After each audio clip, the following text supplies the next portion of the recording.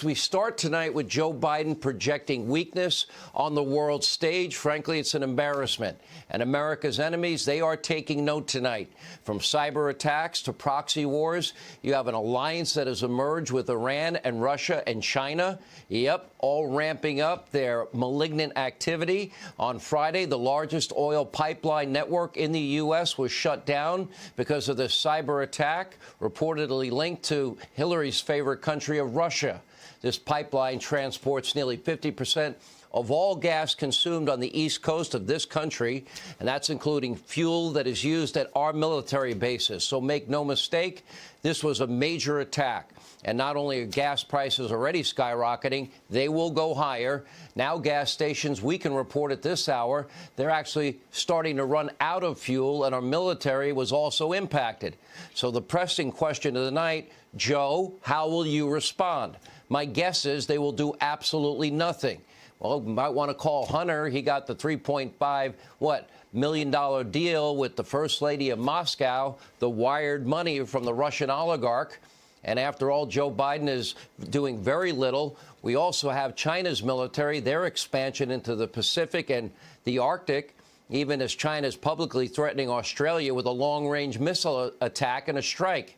And in February, Joe rewarded Iran, we told you about this, by ending UN sanctions put into effect by Donald Trump and his administration. And remember, Iran is the world's #1 state sponsor of terrorism. And as we speak, the hostile regimes, get this, they continue to fund proxy wars across the region. A few days ago, the U.S. Navy intercepted the ship in the Arabian Sea en route from Iran to Yemen. What was in that ship? It was carrying a massive amount of missiles, grenade launchers, sniper rifles, other Chinese and Russian-made weapons bound for the ongoing proxy war in Yemen against the Saudis. By the way, so that's Russia, that's China, and that's Iran fighting a proxy war against a group we're now aligned with. That would be the Jordanians, the Egyptians, the Emirates, Israel, and yes, the Saudis. Who would have thought about that 5 years ago? Earlier today, the terrorist group Hamas, backed by Iran, in their charter, they call for the destruction of Israel. They launched a rocket attack on the holy city of Jerusalem. This hours later, Israel responded with force. They attacked Hamas targets in Gaza. And following the strikes, the Israeli embassy in the U.S. tweeted, quote, "Imagine if a terrorist group was firing rockets at Washington, D.C. or London. Imagine the people of Paris or Tokyo running into bomb shelters. Israel will defend itself from attacks on its capital." Now, Joe Biden, he needs to decide. Are you going to defend Israel, Joe? And, of course, if you watch this program, you don't have to imagine what's happening in Israel. We have been on the ground in Israel. We've been there during these rocket attacks. Now, we showed you the playgrounds that kids play with. They're indoors in a bunker constructed in a small Israeli town, border town with Gaza. Why? Because in 10 years, they had 10,000 rocket attacks, and it made it way too dangerous for the kids to play outside. So kids play in bunker playgrounds underground. We also showed you the elaborate tunnels constructed by Hamas, used by terrorists to bypass border security, carry out attacks in Israel. These tunnels, by the way, were constructed with American and Israeli funding, Israeli-American concrete and electricity, all meant for hospitals and schools and infrastructure. Real infrastructure, not Joe Biden child care infrastructure. This is why the Trump administration stopped and halted millions and millions of dollars in aid to Palestine.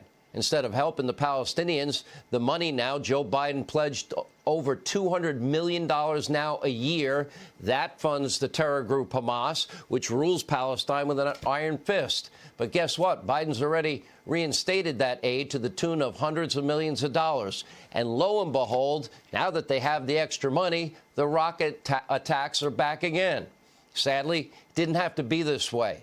There's never been a greater ally to the state of Israel than former President Donald J. Trump.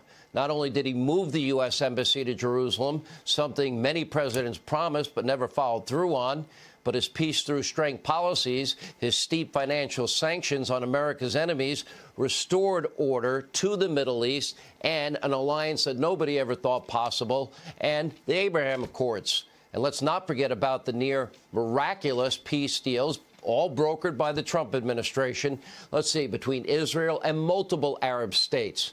Sadly, some Republicans hated Trump so much they were willing to risk all of this just to get him out of office. One, of course, is Congresswoman Liz Cheney. She helped Joe Biden get elected. Cheney clearly has her own agenda, and that is her prerogative. Liz is out for Liz. Fine, Liz, have at it. She's willing to help the radical socialist left if that means hating all things Donald Trump.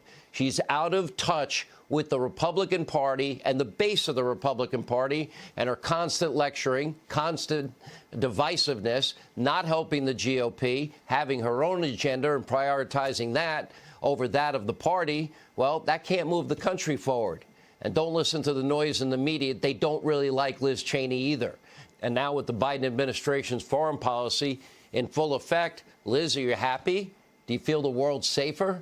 It's time for Republicans to get it together and do what they can to oppose this administration, these dangerous policies on the world stage. And by the way, before we move forward with breaking news, North Carolina Governor Roy Cooper has now declared a state of emergency over the temporary outage of the Colonial Pipeline caused by the cybersecurity attack that all signs point to Russia about.